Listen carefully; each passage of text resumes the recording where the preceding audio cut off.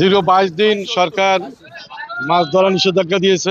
মনে করছিলাম যে অনেকদিন পরে মাছ পাওয়া যাবে, কিন্তু আজকে ঘাটে আইসা দেখি কোনো ইলিশ মাছ তেমন নাই। অভিযান শেষ, নদীতে গেছি, এখন নদীতে যায় মাছ পাই নাই।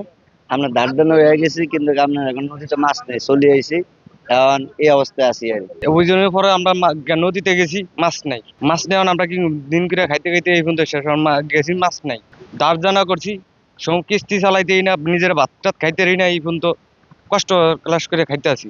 মোটামুটি নদীতে নামে আজকে মাছ মোটামুটি ভালোই পাইছি। 22 দিন পর্যন্ত জাল পাইনি, পাইছি মাছ ভালোই। এখন বাইরে ভাগি আমরা 12 জন, খরচ করতে অনেক লাগে। আমরা অভিযানের পরে মাছ পাবো, এখন ইনকাম হবে, এই ইনকাম হয় না। এখন বর্তমানে যে মাছ পাই, এখানে আমাকে তেল খরচা দিলে থাকে না। এই জন্য আমরা অনেক দানা হয়ে গেছি, দানা বিক্রি করে 22 দিনের অভিযানের ভিতরে আমরা দানা করে গেছি। এখন তো এই টাকা উঠাইতে পারবো না, এখন একটু আতঙ্কের মধ্যে আছে।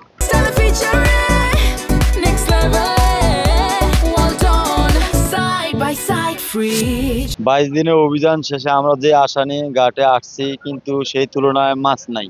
মাছ খুবই কম, এবং কম থাকার কারণে তুলনামূলকভাবে মাছের দাম প্রচুর পরিমাণে।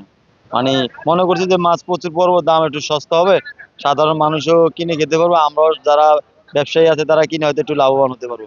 কিন্তু মাছ কম থাকার কারণে যে প্রচুর দাম, কিন্তু হাতের নাগালের বাইরে।